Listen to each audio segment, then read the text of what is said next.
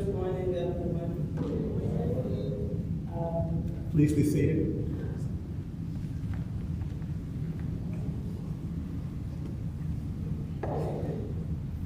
Thanks everyone for being here. My name is Lottie. I grew up in this church, and I'm here with my fiance, Frank.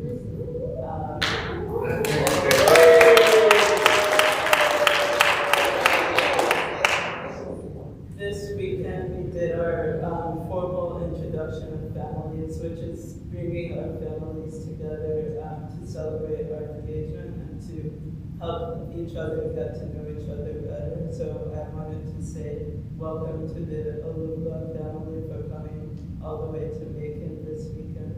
And thank you to my family and all of our family for tuning to support us as well. Frank is going to read a scripture, and our focus for the communion today is about talking about healing and forgiveness. Sir, No microphone. everyone can turn to Matthew 26, verse 26.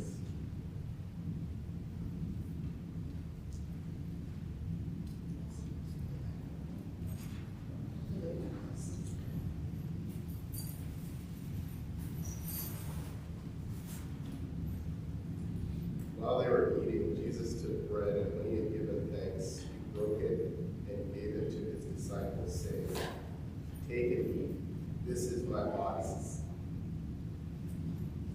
Then he took a cup, and when he had given thanks, gave it to them, saying, "Drink from it, all of you. This is my blood of the covenant, which is poured out for many for the forgiveness of sins." So we focus on this scripture today because thinking about what communion means and taking it, we felt like the concepts of healing and forgiveness were really important to discuss. And so we'll both share some experiences of what those concepts mean to us. Just a short story for myself. When I first moved to St. Louis, which is where we live now, back in 2017, I was feeling really confused about why I ended up there. Not a Midwest person. I've been in Georgia and along the East Coast my whole life until then. And so when I got there, I was excited before I moved there to be starting medical school, but when I actually got there, I realized I was actually very sad, and I didn't have any friends there or know anyone. And so it took a while to kind of sit with that feeling. But then something that was comforting to me is that I actually spent a lot of time reading through the Psalms at that time, reading through both the lament songs and the praise songs, and I think that helped me to think about how David and other psalmists expressed their emotions, and even when it wasn't a feeling of joy, they were able to turn that to God.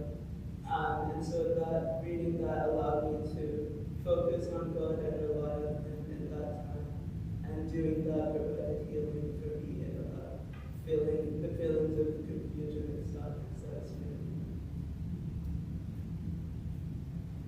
And when I think about forgiveness with this scripture, what comes to mind for me is I was baptized 12 years ago yesterday.